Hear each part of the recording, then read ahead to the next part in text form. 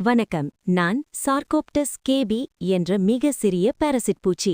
நான் மனிதர்களின் தோலுக்குள் புகுந்து வாழ்கிறேன். இதனால் ஸ்கேபீஸ் என்ற தோல் நோய் ஏற்படுகிறது.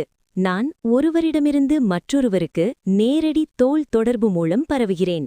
மேலும் உடைகள், துணிகள், படுக்கை ஸ்ப்ரெட் போன்றவற்றை பகிர்ந்து பயன்படுத்தினாலும் நான் பரவ முடியும். மனிதர்களின் தோலுக்குள் சுரங்கம் போல் தோண்டி முட்டைகள் இடுகிறேன்.